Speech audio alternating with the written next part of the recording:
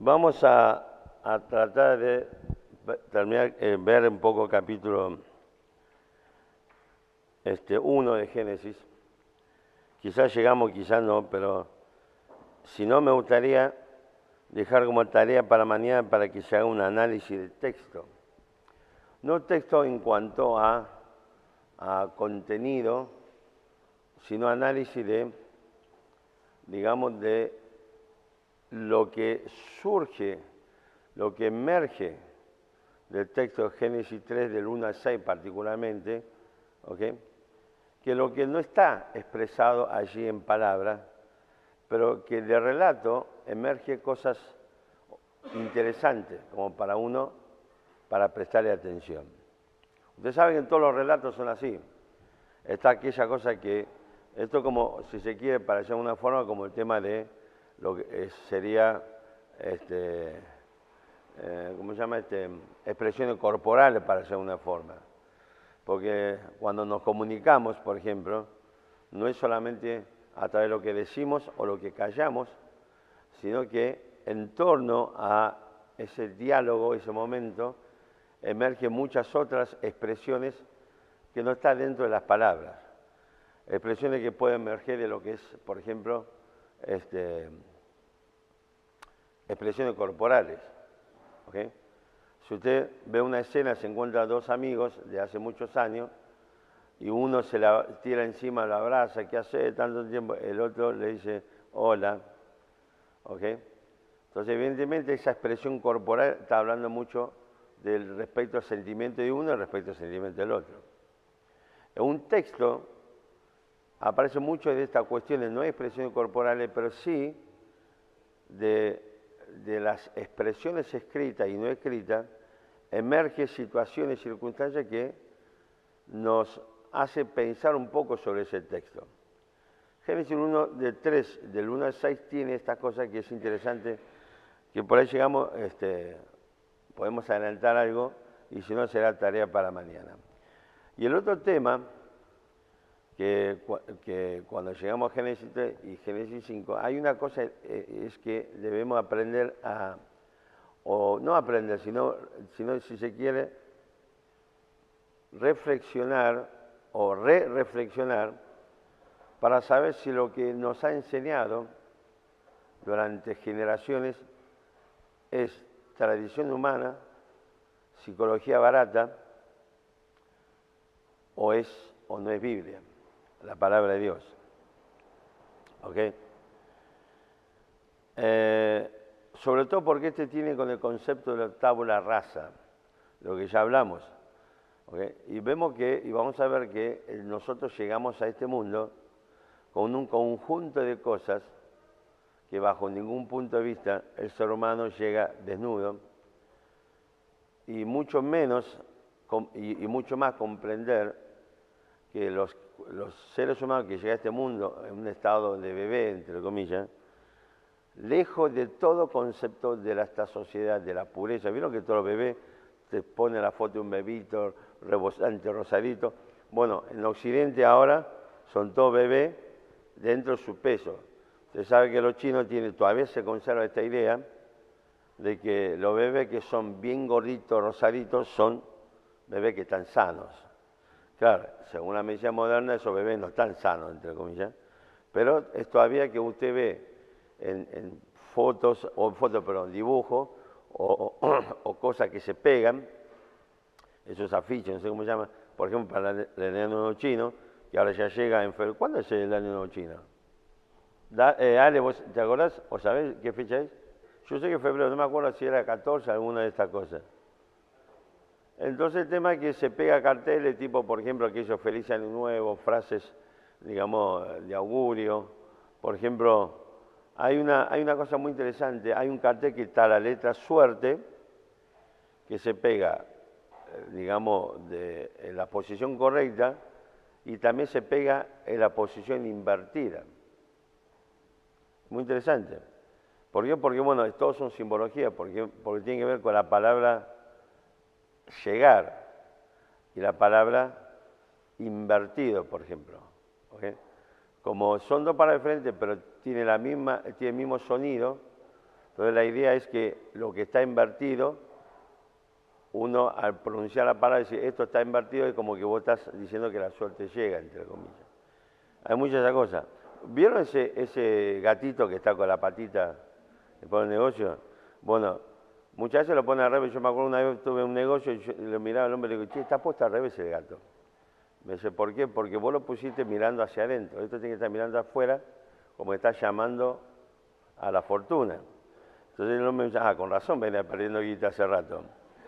Así que se me iba, decía. Pero bueno, el tema es que en esos gráficos, en eso que se pega, aparecen muchas veces niños gorditos, tapados con algún tipo de, digamos, prenda roja, ¿sí? Para chicos, y gorditos y con el cachete rosadito rebosante. Entonces, pero lo que nosotros en Occidente, el concepto de que los niños que llegan estos bebés, que alguno trae un pan bajo el brazo, alguno trae otras cosas, para la familia Cantero evidentemente trae 1 kilo de cocaína, pero el tema es que es símbolo de la pureza. Le quiero decir, y esto lo hicimos una vez en la iglesia, me dijeron, fue un día niño, le dije que traigan todos los niños, bebés y chiquitos, pues los paré todos enfrente del púlpito, le dije, ¿qué ven? Y claro, la pureza, los chicos, qué lindo, qué tierno. Luego le voy a decir lo que yo veo a la luz de la palabra de Dios. Es un terrible monstruo que está esperando el momento oportuno de explotar y hacer aparecer toda la expresión del pecado. Bueno, nuestros niños llegan a este mundo, todos los seres humanos, no vacío de contenido. Llega dentro de una bolsa de putrefacción. Entonces vamos a llegar a ver un poco todo esto, pero esta cosa, no sé por qué derivó en algún momento concepto de, digamos, de condicionamiento hacia los padres. ¿Ok? Porque, bueno, no importa, ya vamos a llegar a eso. Entonces el tema son cuestiones que me gustaría ir reflexionando un poco a la luz de que emerge mismo en el libro de Génesis y pasajes que aparecen en el Nuevo Testamento sobre la misma cuestión. Pero bueno, ayer les dejé una pregunta. Ok, escúchame una cosa, la pregunta era sobre el tema de cómo hacen las plantitas para reproducirse. ¿Cómo hacen? Exactamente. A través del proceso de la polinización. Y la polinización produce el fruto y el fruto contiene la semilla, indudablemente. Usted sabe cómo es el proceso. Está, digamos, si se quiere, el órgano masculino de la planta, ¿cómo se llama?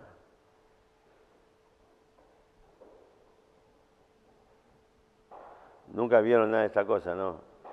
¿Y el femenino?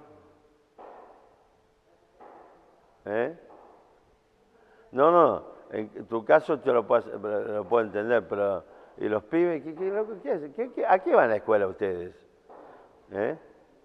No. No, el estambre y ¿qué? ¿Raíz? Yo tengo, a veces cuando la escucho a Perla, Jazmín y a Lisette, ¿cómo era? Nadia, me pregunto cómo es que los aztecas llegaron a ser ese imperio que fue. Digo, ¿qué pasó acá? ¿Qué pasó acá? ¿No? En fin, tarea para el hogar. Por favor, es una estupidez. Ahora, el proceso de la polinización interviene un conjunto de factores. Factores tales como, por ejemplo, el viento, ¿sí? El agua también contribuye en este proceso, por ejemplo. Pero usted sabe que el 90% de las plantas que tienen flores depende de su polinización de los insectos y animales. Qué detalle, ¿no? El relato bíblico, tal como aparece esta secuencia, ¿sí? Cómo Dios va ordenando el funcionamiento de la Tierra dentro de su parámetro de lo que es el sistema solar y la relación con los otros planetas y cosas por el estilo. es tal como, entre comillas, aunque en el concepto evolutivo, describe la ciencia de cómo fue desarrollando las cosas. Es más, la ciencia, entre comillas, evolutiva te va a decir que en el Jurásico hubo una explosión de vida vegetal. ¿Por qué? Porque ahí aparecieron primordialmente los insectos. Fíjese que en el relato de la palabra de Dios nos dice que en ese mundo primitivo, entre comillas, que estaba todo cubierto por el agua, Dios comienza a ordenar ese proceso, ¿sí? Limpiando, si se quiere, para hacer una forma, la atmósfera para lograr permitir la entrada de lo que es, entre comillas, la luz solar. Ordena y establece el funcionamiento de lo que es el cielo, digamos, este conjunto de elementos y gases que recubre la Tierra. Ordena el funcionamiento del Sol y de la Luna para que puedan marcar el día y las estaciones.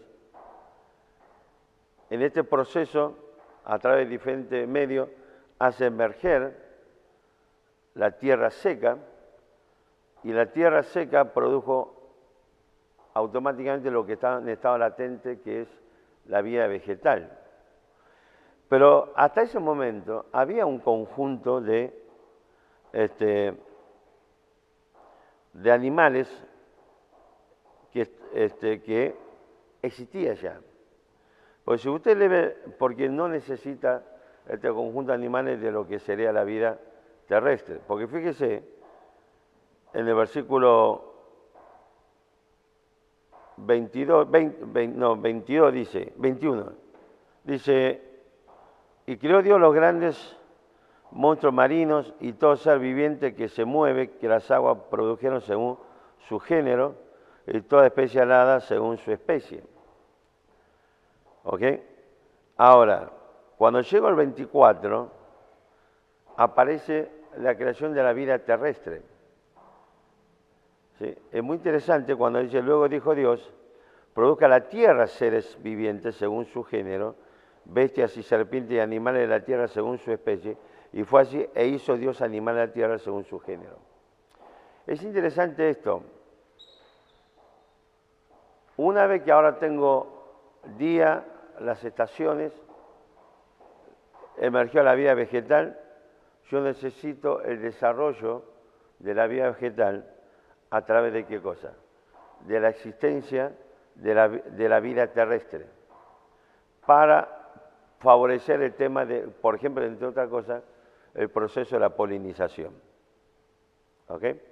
Para que la vida vegetal ahora pueda realmente reproducirse y expandirse. ¿Ok?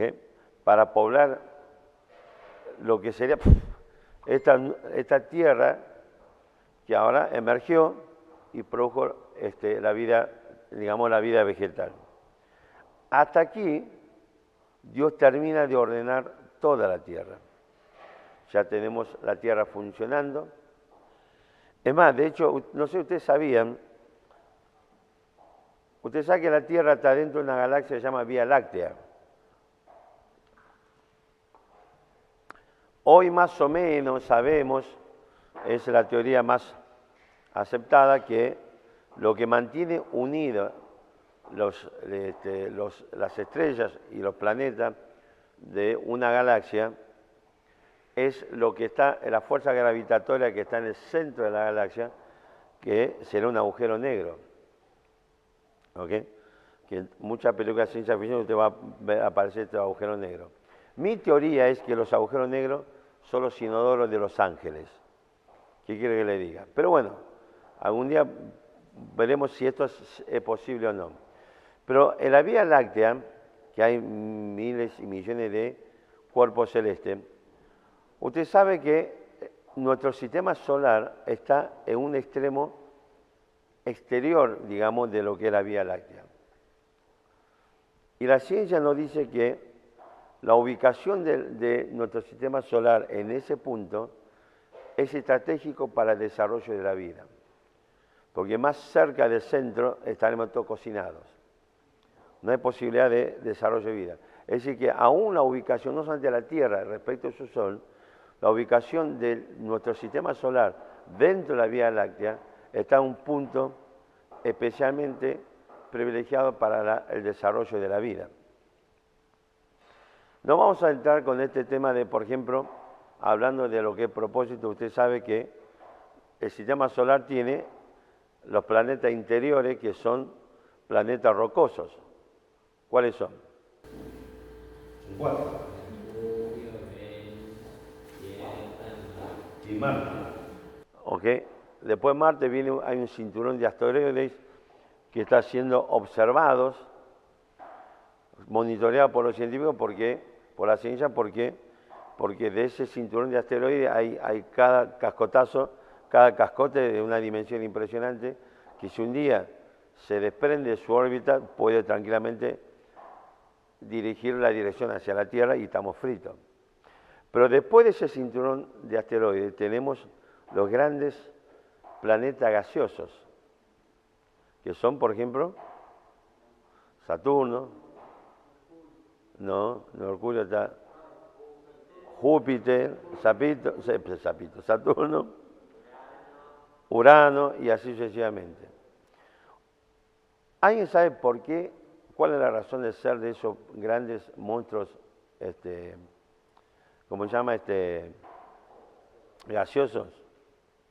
Yo le dije, mañana se lo voy a tratar de conseguir para mañana el video cuando impacta el cometa Levi-Shoemaker, o que fueron dos aficionados que descubrieron este cometa, y antes de impactar contra Júpiter se fragmentó, no me acuerdo en cuántos pedazos, pero aún así eran de dimensión enorme, y cuando impacta contra Júpiter produjo remolino, digamos, en la atmósfera de una dimensión tan grande y se hubiera devorado la Tierra. Bueno, los grandes gaseosos, planetas gaseosos, están allí para proteger la Tierra, para que muchos escombros, entre comillas, que vienen volando, no pueda hacer impacto contra la Tierra, entre otras cosas. Mira qué interesante, ¿no? Lo que es la sabiduría de la naturaleza.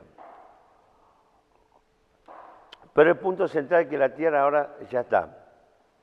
Tiene su diversidad de vida animal, su diversidad de vida vegetal, tiene un sistema, digamos, ecológico funcionando correctamente, tiene un planeta con su satélite, la interacción entre ambos cuerpos celestes a través de su fuerza gravitatoria, entre otras cosas, funciona de forma, digamos, armoniosa, en torno a un sol que nos da calor, pero también nos revienta con sus partículas solares y sus emisiones, que cada vez que a veces el sol estornuda y acá nos pueden quemar, esto es literal, es así. Así que la Tierra comienza a producir en este proceso de rotación los campos magnéticos para la protección de la Tierra, entre otras cosas. De hecho, no sé si ustedes se acuerdan, no hace mucho hubo una caída mundial de los sistemas de comunicación. Fue por un estornudo del sol. ¿Ok? Plasmas y ondas solares han formado, por ejemplo, los Cuatro Fantásticos. ¿Vieron los Cuatro Fantásticos? Bueno, fue precisamente por culpa de una erupción solar que ellos no llegaron a protegerse y modificó su estructura genética. Pobre Ben se llevó la peor parte, que se transformó el hombre de piedra. ¿Ok? Pero los otros, viste, chocho la vida. El hombre llama y dice, no me jorobé, ta, y te quemé la cabeza, todos los pelos, viste, seguí jorobando. Así que el tema es, bueno, de alguna forma lo que habla esta película o este cómics es un poco de lo que sabemos acerca de lo que ocurre en nuestra interacción con nuestro Sol, por ejemplo. Y menos mal que el Sol no es una estrella grande, el Sol es una estrella mediana chiquitita, ¿ok? Así que imagínense si fuese un poco más grande. seríamos todos hombres carbones. Pero bueno, el tema ¿cuál es? La Tierra ya está ordenado en todo su funcionamiento. El ecosistema, la ecología, ¿sí? La interacción de las diferentes formas de vida ya está funcionando. Así que la Tierra ya está lista para albergar ¿quién? Al hombre. Por eso, por último, en el versículo 26, entonces dijo Dios, hagamos al hombre a nuestra imagen, conforme a nuestra semejanza, y se enseñoree de los peces del mar, en las aves de los cielos, en las bestias, en toda la tierra y en todo animal que se arrastra sobre la tierra. Versículo 27, y creó Dios, vará, al hombre a su imagen, a imagen de Dios lo creó, varón y hembra los creó. Quiero decirles algo, hermano, el propósito de esta creación, y particularmente la tierra, es para cumplir con el propósito de la creación del hombre. ¿Por qué? Porque el hombre es, en el plan de Dios, una creación especial y particular. No es para que nos agrandemos, pero ahora le voy a explicar por qué motivo. Primero, lean otra vez el versículo 27, o proyectalo, 27. ¿Alguien me puede dar alguna característica de este versículo, de esta redacción?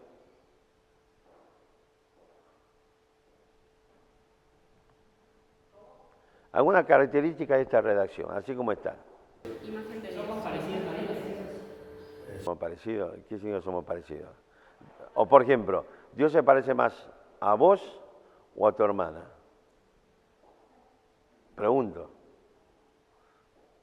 ¿Dios se parece más a, ¿cómo se llama? ¿A Mili o se parece más a Jorgelina? Evidentemente son diferentes. Una figura es a su imagen, a imagen, o sea, es empático. ¿Empático o enfático? Enfático. ¿Por qué cree que Dios menciona 2 veces? Ok, pero ¿por qué?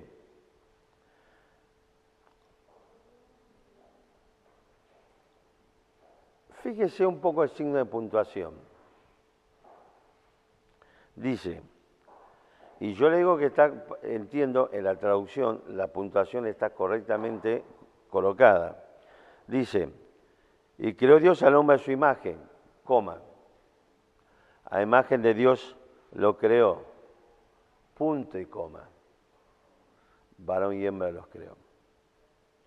Es decir, las 2 primeras frases reitera el mismo concepto de fue creada imagen de Dios, pero la última frase está separado de las 2 primeras a través de un punto y coma. ¿Se entiende la idea? Estamos acá, nos perdimos. Yo creo, esto es mi opinión, no lo puedo asegurar porque no tengo forma de demostrarlo con la Biblia, pero sí creo en esto, porque Pablo nos dice que nos exhorta a que todo nuestro ser, espíritu, alma y cuerpo, sea puesto para qué cosa? Para la gloria de Dios, por ejemplo. ¿Ok? Y si yo entiendo, lo que yo entiendo de este pasaje, de este versículo, lo que Dios está haciendo es,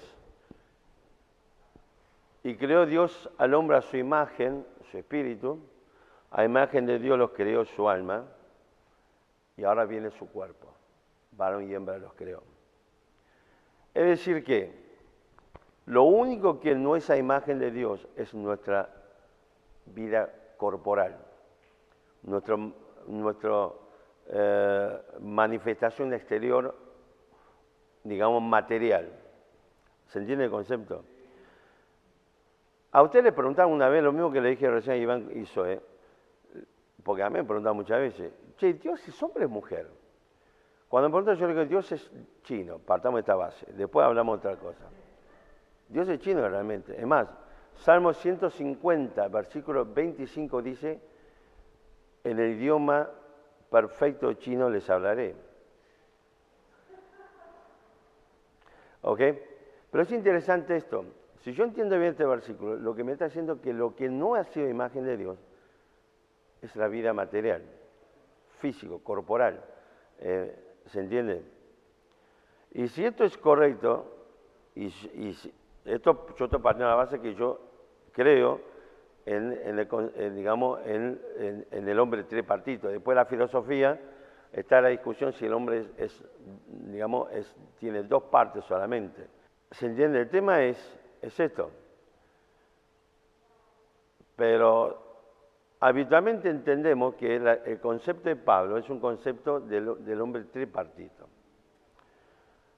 Y es muy común que nosotros decimos que solamente somos semejantes a Dios en nuestra vida espiritual, entendiendo por alma el asiento de emoción, sentimiento, voluntad, pensamiento y cosas por el estilo, que son los elementos que nos permiten desarrollar la comunicación. Cuando nuestro cuerpo realiza una acción, ¿sí?, previamente hubo un proceso interno. Cuando usted toma, por ejemplo, su cubierto para comer, hubo un proceso interno, una decisión volitiva de comer. Si no quiere comer, no va a agarrar los cubiertos. Por más que le diga, che, come, no quiero. Pero probá, pero mi suegra es así, vos vas y te dice, come, no, abuela, los chicos, ya comí, pero comé, ya comí, tomá, metete la boca y comé. Una cosa así, más o menos así, ¿no? La abuela. ¿Ok? Y habitualmente lo que se toma come eso es toda la comida que está fea en su casa. Mala la vieja. Ahora, el punto es que, y esto, por ejemplo, este concepto lo recoge la ciencia jurídica. ¿Ok? Por ejemplo, en nuestro derecho penal, en el civil también, te habla acerca de delitos dolosos y culposos. Delitos que hubo intención, delitos que no hubo intención. Y la intencionalidad que está hablando de un proceso interno, volitivo, emotivo, emocional. Yo quise matar, por lo tanto agarré un cuchillo y se lo clavé en medio de la cabeza. O no quise matar, quise simplemente tirar, por negligencia, en vez de llevar cuchillo a la mesa, lo tiré, golpeó el cuchillo a la mesa, salió volando y se lo clavé en un ojo al que estaba sentado, ¿no? O justo el corazón. Exactamente. ¿Se entiende? Es un delito porque mataste a alguien, pero es un delito culposo. No hubo intencionalidad. Después hay mucho más divisiones. Delito, homicidio con dolo eventual. ¿Vieron esto? Apareció mucho en el juicio de los Rabier, que hace un par de años atrás mataron a este chico Báez en Villa Gesell. Se habló de un dolo eventual. ¿Qué es? Es el hecho de que vos sabés que haciendo esto puede producir una acción o una consecuencia determinada, por ejemplo, matarlo y no te importó. O sea, vos no quise. El pibe que le pegó la patada final en la cabeza a este chico Báez, que le quedó marcada la zapatilla en la cara, una patada a la cabeza no necesariamente, digamos, o sea, el tipo tuvo la intención, dice, yo le voy a poner una patada para matarlo, pero vos sabés que lo puede matar. Existe esa posibilidad y no te importó. ¿Ok? Entonces se habla de un dolo eventual, se habla de un dolo preterintencional. Bueno, existe toda una variedad en la ley que te habla de un proceso interno que se manifiesta en una acción exterior. El cuerpo conduce hacia el mundo visible, existente, ¿qué cosa? Lo que el ser humano ya dispuso en su corazón o en su mente. ¿Ok? Estas son las acciones. Todo lo que nosotros usamos para proceso de comunicación, pensamiento, voluntad, lo que sea, la capacidad cognitiva está en nuestra alma. Y lo que yo digo es, porque fíjese cuando muchas veces usted por ahí encuentra en la Biblia, cuando aparece, por ejemplo, frase como dice, cuando dice, y Dios se arrepintió, entre comillas, y habla de antropomorfismo. O sea, que lo que usa la Biblia para usar una emoción humana para describir a Dios o lo que Dios pensó, hizo, lo quiso, lo que sea. Dios no se arrepiente, pero el punto central a qué voy. Yo creo que cuando Dios crea al hombre, le da el espíritu, que es la misma naturaleza de Dios que le permite tener comunión, relación con Dios, le da la capacidad de comunicación que nuestras almas, y al formar nuestro cuerpo, materia, como todos nosotros, ese mismo alma nos permite a través de la materia la comunicación entre nosotros.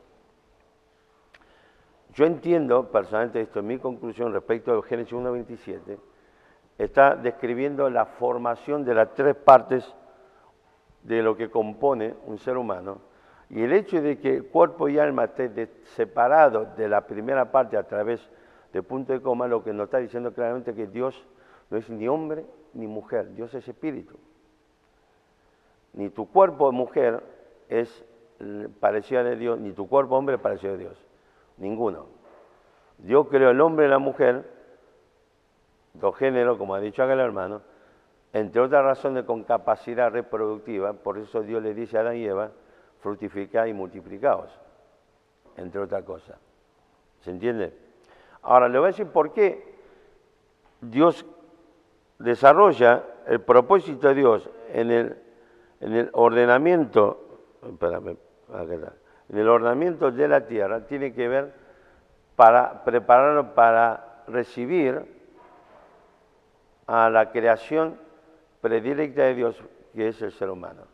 Uno, porque automáticamente, fíjese que Dios, una razón entre otras, Dios crea al ser humano, ¿sí?, material, para que pueda, entre comillas, administrar la creación material de Dios. Pues si usted lee el versículo 29, dice así, 28, y los bendijo Dios, y le dijo, fructificad y multiplicaos, llenad la tierra y sojuzgadla, y señoread en los peces del mar, en las aves de los cielos, y en todas las bestias que se mueven sobre la tierra. Y dijo Dios, he aquí que os he dado toda planta que da semilla, que esté sobre la tierra, y todo árbol en que hay fruto y que da semilla, os serán para comer. Y toda bestia de la tierra, y todas las aves de los cielos, y a todo lo que se arrastra sobre la tierra, en que hay vida, toda planta verde le será para comer. Y fue así, y vio Dios todo lo que había hecho, y aquí que era bueno en gran manera, y fue la tarde y la mañana del día sexto. Entonces, fíjese un detalle. Primero, yo todavía escucho al día de hoy, he escuchado pastores que dicen que no sostiene la teoría de la brecha en Génesis 1 y 1:2, pero te dice que los días de Génesis 1 no son días literales, sino que son grandes periodos de tiempo. Más allá de que la expresión día, tarde, mañana, es una expresión que en hebreo significa día de 24 horas, pero también, bueno, por ejemplo, pero también es esto, si entre el surgimiento, por ejemplo, de la vida vegetal y el surgimiento de aquello que son los agentes principales, fundamentales de la polinización, la planta se había extinguido hace rato. Pero el punto central es esto. Fíjese que Dios aquí establece, después en teología se habla del pacto, digamos un pacto con Adán, que la Biblia habla de eso, después se habla del pacto, lo que será el pacto edénico y sucesivamente. Pero lo que importa aquí es que Dios, una vez que creó al hombre, le entrega el señorío y la administración de esta tierra, de esta creación, automáticamente. Y para que Dios hacer eso, Dios hizo algo especialmente particular acá. Usted sabe que en la Biblia aparece diferentes formas de vida. El único ser creado que va a disfrutar de estas diferentes formas de vida, es decir, digamos, de tres, es el ser humano. Hasta Génesis, hasta el sexto día, Dios creó solamente vida espiritual, los ángeles, y vida material, plantas y animales. Pero cuando crea el ser humano, fusiona El sexto día crea una forma de vida especial, el hombre, donde Dios fusiona lo espiritual y lo material. Le da al ser humano la capacidad de comunicarse, relacionarse con Dios y la capacidad de relacionarse con todo este entorno material que Dios creó. Nadie más le dio esta capacidad. A ningún animal, a ninguna planta. Aunque a usted le duela, le digo siempre, yo tengo 5 gatos. Y muchas veces miro a mi gato y digo, algún día nos vamos a separar y no nos vamos a ver más. Algún día voy a escribir un libro sobre estos 5 gatos y voy a contar de este sentimiento. Los perros no van al cielo. ¿Viste? Lo de Milei tampoco. ¿Ok? Como toda vida material, al morirse, va a la tierra, se decompone y comienza a funcionar otra vez el proceso, entre comillas, digamos, de lo que es el desarrollo del ecosistema. Esa vida material se lo morfan los gusanitos, se decompone, es otra vez absorbido por la tierra y ahí comienza otra vez el proceso. Quizá la lechuga que comió antes de venir fue cultivado sobre la tumba de unos animales. Todo es posible. Una empresa constructora construyó toda una nueva ciudad para la clase media norteamericana sobre un cementerio. Y ahí comenzó la historia de la película Poltergeist. ¿Se acuerdan? Viejísima. La familia se mudó, empezó a aparecer todos los fenómenos digamos, no naturales, y resultó que después se descubrió que la empresa constructora se comprometió a trasladar, porque había un cementerio, trasladar todos los cuerpos, relocalizar el cementerio, no lo hicieron porque les salía guita, dijeron que lo hicieron, pero tiró todo y construyó la casa y los muertos empezaron a reclamar por su casa. Este es básicamente el argumento de la película Potter, que fue famosísimo en su momento. Después vino el 2, ya una porquería el 2, ya no servía para nada. Pero este es el tema.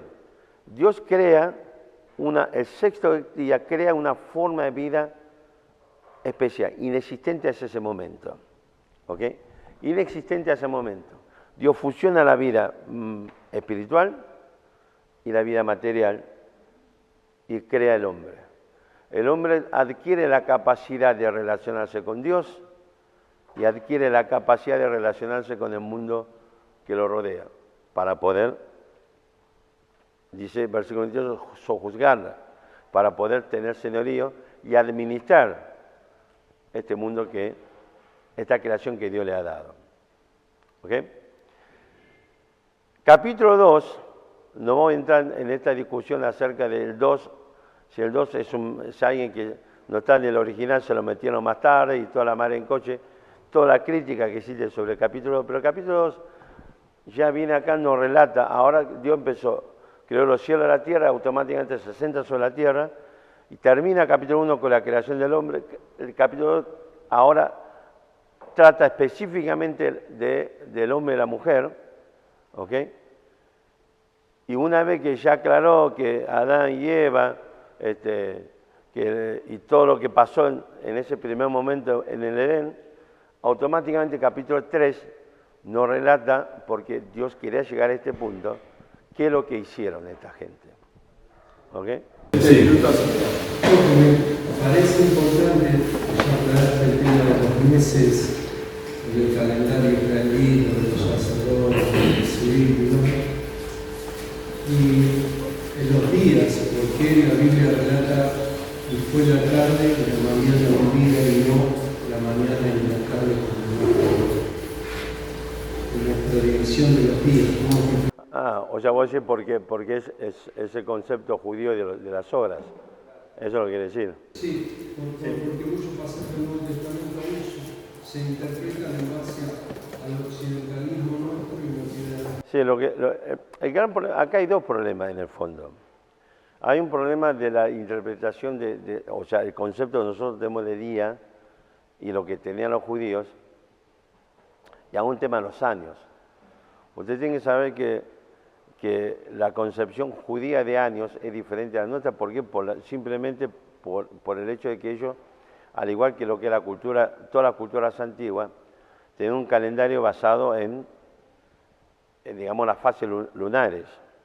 O sea, para medir el año correctamente en términos de lo que será un calendario solar o gregoriano, se requirió mucho más, digamos, mayor, digamos, cantidad de conocimiento, por un lado, de matemática y cosas por el estilo, y por otro lado, de elementos de medición que indudablemente ellos no lo tenían. ¿Okay? Fíjese que el tema de los judíos, el Día de los Judíos, no sé si usted sabe, hay un detalle. Nuestra estructura comienza a las 0 horas del día. ¿Ok?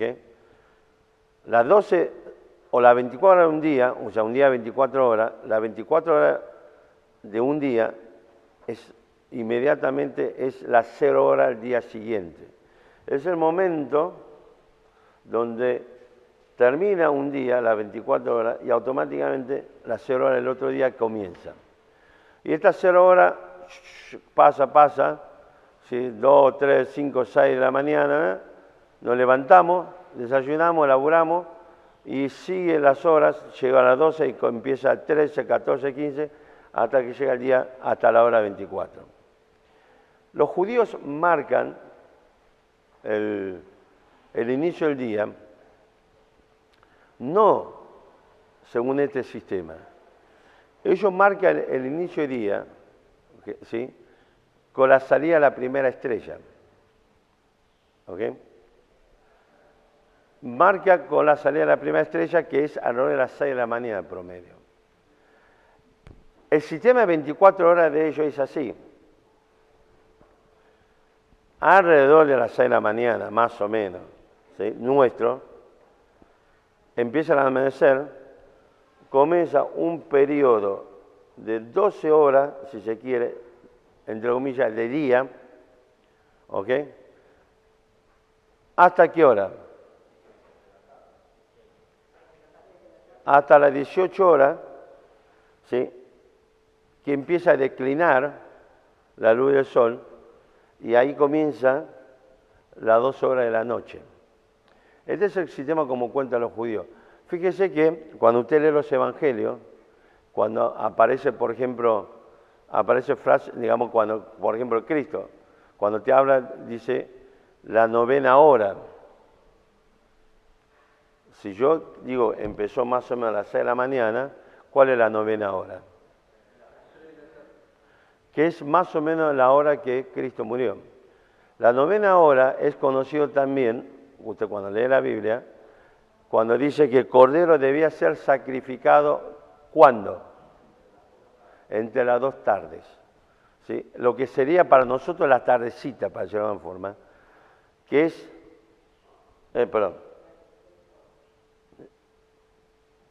15, 16, 18, ok, que será alrededor de las 3 de la tarde, 15 horas, que rato antes que el día termine, entre comillas, y comienza la noche. Este es el sistema como los judíos marcan el tema de sus días. Entonces, cuando Cristo murió en la 9ª hora, fue precisamente en cumplimiento del momento que debe ser sacrificado el Cordero Pascual, entre las 2 tardes, a la hora de las 3 de la tarde, ¿sí? Que es el horario que va entre las 6 horas y la hora 12 en el calendario judío, para decirlo de alguna forma. Las 6, ¿qué es? En el día judío, ¿qué hora es? A las 12. Y las 18 a las 6.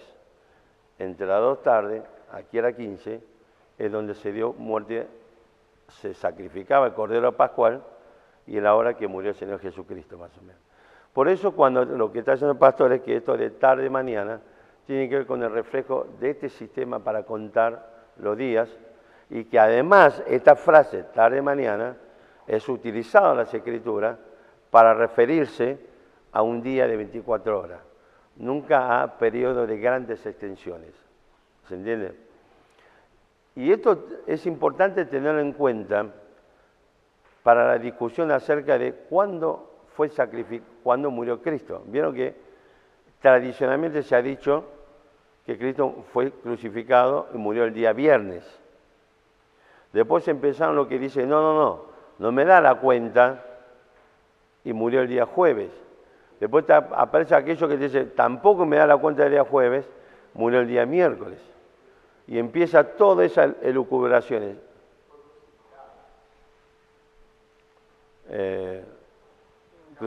Crucificado y murió. Crucificado y murió el mismo día, indudablemente. Ahora, empieza todas esas elucubraciones. Yo le digo lo siguiente. Pasé por diferentes etapas con esta cuestión. Sí, funca, perfecto. Sobre todo, por ejemplo, si usted lee el relato, creo que de Marcos, que dice que las mujeres fueron y vieron donde pusieron el cuerpo, y luego dice, reposaron, y después dice, fue y compraron las cosas, y reposaron, y cosas por el estilo. Entonces apareció la teoría de que ese año cayó 2 días de reposo. Uno es el reposo por la Pascua y el otro el reposo por el sábado. Pero si los 2 días de reposo fue uno al lado del otro, la mujer no podía haber comprado, es decir, vieron, reposaron, compraron y reposaron porque no había tiempo en el medio para comprar, entre comillas. ¿Se entiende? Entonces de ahí apareció la teoría del día miércoles. Yo le digo lo siguiente, cualquiera de las posturas, haga la prueba, tiene por lo menos 2 problemas que no lo puede resolver, por más que le ponga como le ponga, y tiene un problema que ninguna postura no puede resolver, que es el tema de la costumbre judía de cómo cuenta los días. Después de recorrer toda la vuelta, ¿ok? En el piso 6º del Hotel Salomón, luego de un día de reposo, ¿ok? Sentado en el balcón mirando hacia una avenida y viendo cómo empezaban los negros a armar los boliches, entendí algo. Se me iluminó la cabeza. ¿Cómo entender este pasaje de Marcos en Marcos Lucas? Y la única postura que no enfrenta 2 conflictos, sino uno, y que es acorde a la forma que los judíos cuentan los días, es el día viernes. Finalmente, mi conclusión es que Cristo murió realmente el día viernes, inevitablemente. ¿Okay? Porque la única postura que tengo una sola cuestión que no sé cómo acomodarlo, pero el problema, fíjense lo siguiente, esto es un tema que lo he conversado con un montón de judíos, acá y en Israel. No sé si gracias a Dios, porque la verdad que nunca me trajo beneficio, o sea, los negros nunca uno me invitó a comer. Una vez llegué allá, me pasó a buscar un rabino y me dice, vení que te voy a mostrar algo. O sea, llegué al hotel, dejé todo, me pegué una ducha y me llevó entre los callejoncitos de Jerusalén, fuimos a comer un bodegón judío. Espectacular. Son como los bodegones nuestros, pero esto igual. Comida abundante, rico, buenísimo. Y me invitó a comer. Ahora, ¿cuál es el tema? Realmente nosotros contamos días en términos de 24 horas. Por ejemplo, supongamos que es hoy las 10 de la noche. ¿Y qué decimos? O sea, en las 10 de la noche, vos decís, bueno, fue el día de ayer, bueno, el día de ayer fue anoche, pero no todo el día. porque nuestro concepto es que un día es de 24 horas. Los judíos te cuentan el día, esto es, digamos como ellos cuentan, sea que es un día, una hora, es un día. Si fueron 24 horas, es un día. ¿Ok? Entonces, en la tradición judía, o la cultura judía, nosotros decimos que no puede ser el día viernes porque dice que Cristo murió, digamos, tuvo 3 días y 3 noches, que no es lo mismo, que es lo mismo, pero son 3 días básicamente. Entonces, si murió el viernes y resucitó el domingo, ¿cómo cuento los 3 días? ¿Dónde aparecen los 3 días? Bueno, los judíos te dicen, no, si murió el viernes es un día, tuvo todo el día sábado, es un día. Resucitó el domingo a la mañana, fue 1 minuto, 10 minutos, es otro día. Es así como los judíos en su tradición, costumbre, como cuentan los días. Ellos no tienen... Cuentan así. Los católicos lo dicen. Lo cuentan así. ¿Es cuánto? Sí, de hecho mi abuela, que es católica, le dice, la misma gente que los días, el lunes, que lo recibe el lunes, lo está sacrificando el viernes. Hasta le dice a él. ¿Cómo no entendí? Mi abuela, que es católica, decía que la misma gente que lo recibió el lunes, lo estaba sacrificando el viernes de la tarde. Claro, lo que pasa es que, a ver, la tradición no del catolicismo, del cristianismo en general, siempre se habló del día viernes como la fecha, como el día de crucifixión. En los tiempos modernos empezaron toda esta discusión acerca de que no coincidía con el relato bíblico de los 3 días. Y el problema es que cuando uno empieza a profundizar sobre la cultura judía sobre este tema, porque esto es trasfondo judío, el problema es que vos te encontrás con esta cuestión. El judío no te cuenta los días en términos de 24 horas, porque es una concepción occidental o moderna. Ellos te cuentan los días por el día. No importa si el día fue de 1, 2, 3. Es más, yo cuando comencé esta interacción con mis amigos judíos, rabíes judíos, yo estaba pisando en ese momento, emigré del día jueves hacia el día miércoles. Y la realidad es que no había forma en la cultura judía de establecer este concepto de día de 24 horas. Pero igual, aunque si fuese día de 24 horas, el día domingo es 4º día. Ya no es 3 días. Porque para que sea 3 días, Cristo tenga resucitado un sábado. Pero resucitó un domingo y ya es 4º día, inevitablemente. O sea, hagan la cuenta si alguien quiere hacerlo. No hay forma que de miércoles llegue a domingo sea 3 días. Es imposible. Entonces, el tema es esto.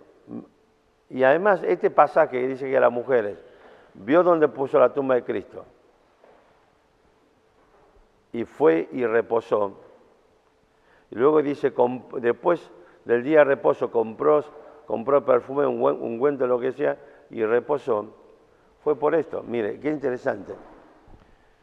Día viernes, 3 de la tarde, o 15 horas, Cristo muere. Antes que llegue las 18 horas, que dije que empieza a las 6 de la tarde, el día judío, o 18 horas, porque acá cambia.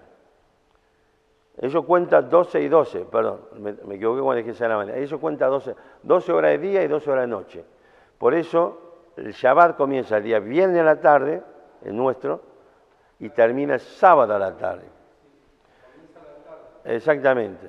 Entonces, Cristo muere el día viernes, fíjese, 15 horas, y antes que llegue la 18, Cristo es bajado a la cruz. Le dijeron, bajémonos porque viene el día de reposo. Entonces el relato de ese evangelio dice que lo envolvieron como pudieron, le tiraron lisofón, lo que sea, ¡pum!, adentro. Había que ir a descansar el día de reposo. Entonces 18 horas, o digamos sería a las 0 horas, en la hora judía, comienza el día de reposo. Llegó 12 horas, comienza las 6 de la mañana. 12 horas, comienza las 6 o 18 horas, 6 de la tarde, o 0 horas. Es decir, yo tengo acá viernes, tengo acá sábado. Para lo que serán nuestros 6 de la tarde comenzó el día domingo. Y las mujeres fueron a la tumba bien temprano a la mañana. Es decir, que no fueron de las 6 de la tarde, 7 de la tarde, 8 de la tarde, 9 de la tarde, sino que fueron cerca de cuando ya termina las 12 horas de la noche y comienza las 12 horas de la mañana, de día, ¿se entiende? Y yo estando el día sábado en Shabbat, si alguna vez va a Israel, le digo lo siguiente, es un consejo, pues yo ya me lo comí, fue un amasijo porque un hotel estaba en el piso 14. Ellos tienen un ascensor que es el ascensor de Shabbat, en serio. Claro, es el ascensor que los días de reposo para los judíos, que no puede hacer trabajar el día de reposo, entra al ascensor y no tiene que hacer nada. Se cierra la puerta sola, sube al primer piso, se abre la puerta sola, espera un ratito, se cierra la puerta, sube al segundo piso, se abre la puerta, otro tiempo esperando por si alguien entra, se vuelve a cerrar, sube el tercer piso. Imagínate cuando llegue al piso 14. Es que yo volví al hotel corriendo, me olvidé, y primer puerta abierta, me metí, y cuando me metí me arrepentí. Dije, me tengo que suicidar. Entonces tenga presente eso, tiene un cartel. Esa relación ya es terrible, pero bueno, para que no labure. Entonces yo que en este Hotel Salomón, yo sentado en el 6º piso, en el balcón, pasó el Shabbat, al menos ya era como después de las 6 de la tarde, yo estaba tirado en el balcón tomando un café y veo enfrente, ya es domingo, ¿no? Veo enfrente un restaurante que empieza a abrir, empieza a sacar todas las cosas a la calle, veo que se abre el otro boliche, nos fuimos a tomar un helado a un shopping y era domingo. Domingo para ellos sería domingo a la 1, a las 2. Es decir, que las mujeres el día viernes vieron donde pusieron cuerpo, sábado día de reposo y el domingo a las 6 de la tarde nuestra, cuando terminó el día de reposo, tal como ocurre hoy, en ese tiempo se abrieron los boliches igual. Y las mujeres fueron, compraron y reposaron porque se fueron a dormir. ¿Se entiende la idea? Así que en ese balcón se me resolvió el conflicto con ese pasaje. Mirá qué interesante. Claro, tranquilamente podría haber, porque desde que terminó el día de reposo hasta que ellos fueron a la tumba, pasaron, 13 horas promedio. Si Cristo resucitó a las 7 de la mañana nuestro, serán 12 horas de noche hasta las 6 de la mañana y 1 hora más, serán 13 horas. O sea, que las mujeres tuvieron 13 horas para comprar todos los ungüentos y los perfumes, llegar a casa, prepararlo, descansar un par de horas y luego ir al huerto a rearmar un poco lo que tiene que ver con el cuerpo de Cristo. Así que, honestamente, tanto según la costumbre judía como, digamos, en los hechos, como, digamos, trabajan, lo que sea, no hay conflicto, realmente. Mi conclusión final es que sea un día viernes. No hay conflicto, honestamente. Así que, desde comienzo rechazando el día viernes, volví al día viernes. Para mí no hay ningún conflicto, honestamente, que sea un día viernes, el día que Cristo murió.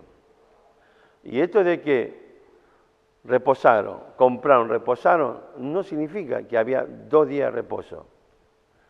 Que simplemente reposaron el día de reposo, salieron a las 6:05 a comprar, volvió a las 7, entre comillas, o sea, sería la primera hora del día domingo, tuvieron 1 hora preparando todos los perfumes, sería la segunda hora del día domingo, durmieron durmieron, digamos, 10 horas, ¿ok? Hasta las 6 o 12 horas del día domingo, 12 horas de la noche, y salieron al huerto, llegaron, si se quiere, entre comillas, 3, 4, o sea, 1, 2 o 3 horas del día, entre comillas. ¿Se entiende? O sea, no hay, para mí, o sea, finalmente, no, yo recuerdo estar sentado tomando un café y veo, empieza a sacar, empieza a preparar, empieza a funcionar otra vez, y como de golpe prendí, claro, pero si entre el día de reposo hasta que Cristo resucitó pasaron más de 12 horas, tranquilamente puede haber salido a comprar, preparar y dormir. No hay conflicto. ¿Se entiende? Así que volví al día viernes, ¿qué quiere que le diga? Así que, mira qué interesante viajar, ¿no? Hasta resolver estos problemas. Ahora, esto es respecto a esto. Vamos a leer Génesis 3, del 1 al 6. ¿Alguien sabe por qué antes de crear a Eva, Génesis capítulo 2, que aparte de Génesis 2 nos dice que la vida vegetal estaba latente antes de la creación de la vida animal y del hombre? Génesis 2 lo dice, en serio. Léalo para ver que lo dice. Pero Génesis 2 dice que primero Dios vio que Adán estaba aburrido y dijo, vení. Trajo todos los animales para que le ponga el nombre. Y como siguió en aburrimiento, Dios, ¿qué hizo? Ahí formó a la mujer. ¿Que Dios no sabía acaso que Adán se iba a aburrir por más que le ponga el nombre a los animales? Obvio que sabía. ¿Y por qué primero hizo eso y no directamente formó a la mujer? ¿Sabe por qué? Porque Dios sabía la consecuencia de formar a la mujer. Y se resistió. Vamos a agotar todas las instancias previas. Y cuando creó a la mujer, allí ya no hubo más descanso ni para el hombre, ni para la tierra, ni para Dios, ni para nadie. Se pudrió todo. Así de sencillo. Génesis 3, del 1 al 6. A un hermano que quiera leer. La serpiente era astuta, más que todos los animales del campo que Jehová Dios había hecho, la cual dijo a la mujer, con que Dios os ha dicho, no comáis de todo el árbol del huerto. Y la mujer respondió a la serpiente, del fruto de los árboles del huerto podemos comer, pero del fruto del árbol que está en medio del huerto, que Dios dijo, no comeréis de él, ni tocaréis para que no moriréis. Por eso, entonces la serpiente dijo a la mujer, no moriréis, sino que sabe Dios que el día que comáis de él, serán abiertos vuestros ojos, y seréis como Dios, sabiendo el bien y el mal. Y vio la mujer que el árbol era bueno para comer, y que era agradable a los ojos, y el árbol codiciable para alcanzar la sabiduría. Y tomó de su fruto y comió, y dio también a su marido, el cual comió así como ella. Fíjense, yo lo que me gustaría que ustedes se tomen el trabajo y puedan leer este texto. Y fíjense los detalles que están detrás de escena, para decirlo de alguna forma. No me venga con que Dios nunca le dijo, no pueden comer ni tocar, y la verdad que es una tontería esa cuestión. No cambia a fondo la cuestión. La mujer le pudo haber dicho, sí, ni comer ni tocar, y bueno, todo lo que, pero no cambia absolutamente nada. Ese hecho no tiene ningún tipo de gravitación sobre el pasaje ni sobre lo que ocurrió después. Me gustaría que lean y empiece a ver los detalles que no están escritos. Detalle que te lleve a una comprensión diferente del pasaje. Para eso necesitamos sacar, digamos, ¿cómo diría?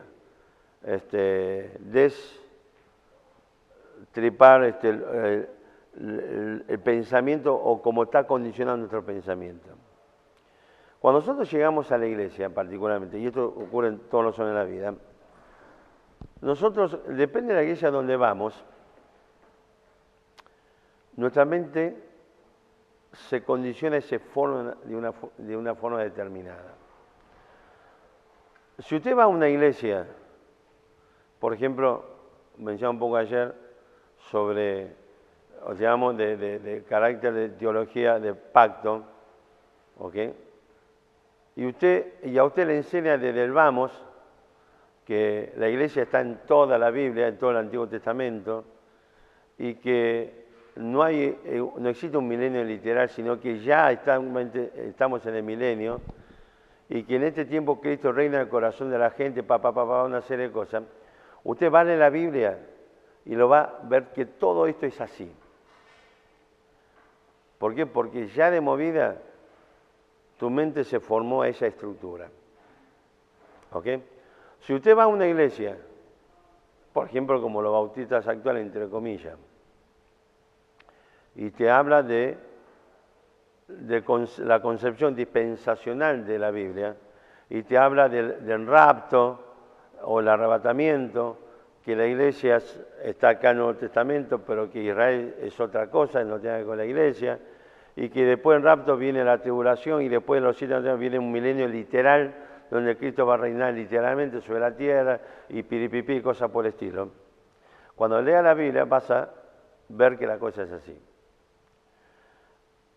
Lo que fuera a una iglesia de esta característica va a leer, por ejemplo, 1 Tesalonicenses capítulo 4, y dice que Cristo mismo con voz de mando, con voz de arcángel, con voz de mando, ¿sí? Y con trompeta de Dios, descenderá al cielo, y los muertos en Cristo resucitarán. Vamos a leerlo. 1 Tesalonicenses 4, versículo 13, hasta el final del capítulo. A los que durmieron en él. Por lo cual os decimos esto en palabra del Señor, que nosotros que vivimos y que habremos quedado hasta la venida del Señor, no precederemos a los que durmieron, porque el Señor mismo con su voz de mando, con voz de arcángel y trompeta de Dios, descenderá del cielo, y los muertos en Cristo resucitarán primero. Luego nosotros los que vivimos, los que hayamos quedado, seremos arrebatados juntamente con ellos en las nubes para recibir al Señor en el aire, y así estaremos siempre con el Señor. Y termina con la consolación, por tanto, alentar los unos a los otros con esta palabra. Fíjese, para lo que comenzamos una iglesia de este corte dispensacional, pretribulacional, premilenial y un milenio literal, decimos acá está hablando del arrebatamiento, y esto ocurre antes de la tribulación. Luego el arrebatamiento comienza 7 años de tribulación, y así sucesivamente. Le pregunto, ¿qué parte de este pasaje dice que esto ocurre antes de la tribulación? Pero yo recuerdo que leí este pasaje y he tenido la oportunidad de enseñar este pasaje diciendo, acá está hablando del arrebatamiento pretribulacional. ¿Qué parte dice eso? ¿Se entiende la idea? Es más, y esto es la objeción que nos hace, muchas veces la verá enfrente, te dice, pero el capítulo 5 dice, pero acerca del tiempo de las ocasiones no tenéis necesidad, hermano, de que os escriba, porque vosotros sabéis perfectamente que el día del Señor vendrá como la noche. Ahora le pregunto, ¿qué es el día del Señor? La Biblia existe 3 días y 2 reinos. Tienes el día de Dios, el día de Cristo, el día del Señor, ¿ok? Tienes 2 reinos, el reino de los cielos y el reino de Dios. ¿Qué es cada una de esas cosas? Bueno, depende de donde usted esté parado, lo va a interpretar de una forma o de otra forma. ¿Se entiende? Entonces, el problema es esto, ¿ok? Pero nosotros leemos este pasaje y nuestra mente automáticamente dice rapto pretribulacional. ¡Pum! Pero acá no lo dice. No lo dice. Partamos de esta base. ¿Ok? Por supuesto está, a partir de acá tenés otra postura, como un rapto en el medio de la tribulación el rapto post-tribulacional, o sea, cuando termina la tribulación, ¿ok? Y después apareció allá en la década 50 una teoría bastante interesante. Hay un tipo que escribió un libraco así, se llama el rapto previo al día de la ira, y que lo ubica más o menos después de los 3 años y medio, más o menos. ¿Por qué aparece todo esto? Porque no hay un pasaje en la Biblia que dice va a haber un rapto antes de la tribulación. Por eso, pero nosotros no cuestionamos eso porque nuestra mente ya fue formada de esta forma. Y leo 1 Tesalonicenses, rapto pretribulacional. Con Génesis capítulo 3 pasa igual. Génesis 3, usted le puede preguntar a los hermanos de la iglesia, de Ciudad Vista. Me gastan con Génesis 3.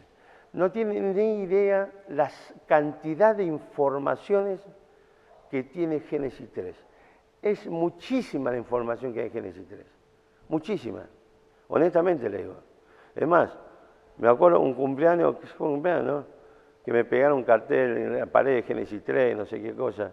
Hicieron todo un bardo con ese tema. Pero tiene muchísima información, honestamente. Es más, terminamos, vaya a la cocina y pregunta, che, sí, ¿qué opina de Génesis 3? Bueno, eso es, pero, y fíjese un detalle. ¿Qué le parece? ¿Qué es el pacto adámico? Adámico. ¿Qué pasó? O sea, ¿qué fue la consecuencia? Bueno, la posición, entre comillas, si se quiere para decir de una forma, arminiana, porque aunque hoy muchas iglesias, incluyendo la bautista, que defienden una posición arminiana, la verdad que no tienen ni idea que lo que escribió Jacobo Arminio, te va a decir cuál fue la consecuencia de Adán quebrando ese pacto. Si vos estás en la otra vereda, o el calvinismo, te va a decir el quebrantamiento del pacto por parte de Adán trajo estas consecuencias muy diferentes en muchos aspectos. Y Génesis 3 habla mucho de esta cosa, aunque no lo crean. En serio. Lo primero que le propongo es Génesis 3, de 1 a 6, en el transcurso de este día, léalo. Y trate de ver lo que está detrás del telón, del escenario. Lo que no está así simple vista cuando uno lee. Miren las expresiones corporales. Miren las expresiones, de condicionamiento mental. En serio digo, mire esos detalles. Hágalo, porque esto es importante para la interpretación de un texto siempre. Por eso le digo, en un texto uno no ve, como este ejemplo de estos dos amigos, uno que lo abraza llorando, el otro dice, hola, ¿qué tal? Qué lindo verte. Pero correte. Uno, corporalmente, uno ve que son dos alegrías, entre comillas, diferentes. En el texto, cuando en el texto no aparece esa expresión corporal, a no ser que vos lo describas.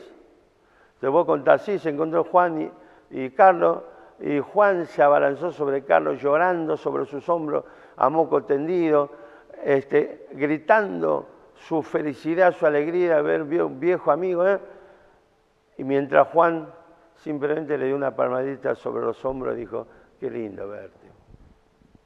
Entonces, a no ser que esté escrito, y vos ves la diferencia, pero muchas veces en un texto, simplemente el desarrollo que aparece cosas que es interesante analizarlo. Fíjese en lo que existe detrás de escenario. Vea un poco las reacciones, vea un poco condicionamiento mental de los protagonistas, vean las emociones que se manifiestan a través del relato. ¿Se entiende la idea? ¿Nos perdimos? ¿No? ¿Se entiende? Haga ese ejercicio, hágalo. Es más, si logra encontrar estos detalles, usted eso lo aplique en todos los relatos. Es muy interesante toda la cosa que aparece. Así que bueno, escúcheme una cosita. Lean Génesis 3, 1 a 6. Hay dos cosas que me gustaría que analice. Eva y Adán. Adán apenas aparece en el Génesis 1:6, apenas aparece al final del versículo 6. Pero le puedo asegurar que esa aparición fugaz del versículo 6 habla muchísimo acerca de Adán y de lo que está pasando en ese momento en la cabeza y la mente de Adán. En serio le digo. Y lea el relato, la interacción que tiene Eva con la serpiente. Y analice la conducta, su manifestación, intelecto / psiquis, sus emociones. Analícelo. ¿Qué encuentra de Eva en este relato? ¿Se entiende? ¿Se entiende? ¿Ok? Bueno, y mañana lo conversamos el asunto. Y el capítulo 3 de Génesis,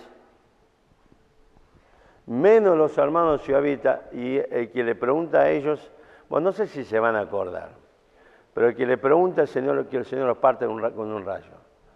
Génesis 3 aparece este primer círculo. Todo el relato de Génesis 1:1 desemboca acá.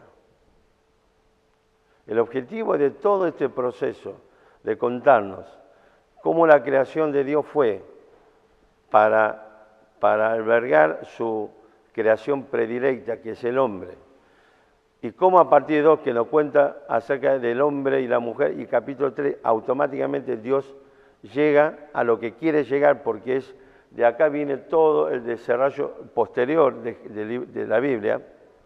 Génesis 3 aparece este primer círculo, primer nudo. Me tiene que decir en qué versículo aparece este primer nudo. Léalo, es interesante. ¿Cuál es el versículo donde aparece este primer nudo? Que es lo que marca este primer nudo, marca todo el desarrollo de la Biblia después. Absolutamente todo.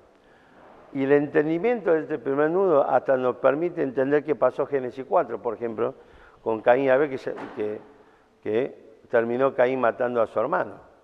Porque, ¿usted sabe que la Biblia nos dice por qué motivo Caín lo mató? No fue por envidia, no fue porque, qué sé yo, el otro fue mejor, no porque ya me ganaste 20 veces, te voy a reventar. ¿Sabe que la Biblia nos dice por qué motivo Caín mató a Abel? Es más, la Biblia nos dice cuál fue el método que empleó para matarlo. No me mira así, ¿verdad? Le estoy hablando en serio. Es más, la Biblia nos dice cuál es la forma, no sé la forma, por ejemplo, lo mató con un tiro en el corazón, le revolvió un cascotazo a la cabeza, nos dice cómo lo mató. O sea, la forma de llevar adelante el homicidio.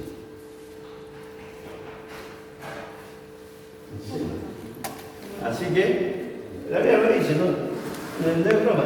Ahora, no quiero que vayan los hermanos ciudadanos. Tiene que ver con el conflicto desatado en Génesis 4. La forma, que lo pueden encontrar las formas, diferentes formas que aparecen en Génesis 4. Entonces, no le pido que encuentre esto, pero por lo menos la lectura de Génesis 1 a 6. ¿Sí? Haga una lectura de eso. Mire esa mención de Adán, le dice algo. Le lleva a si quiere especular algo. Lea todo el relato de este intercambio que hace Eva con la serpiente. ¿Cómo describe la Biblia realmente esa interacción? ¿Qué pasaba en la mente de Eva? ¿Qué pasaba por las emociones de Eva? ¿O no? ¿Ok? Léalo. No hay duda, oramos, David. Oramos. Y vamos preparando. Padre Santo que estás en los cielos, te agradecemos.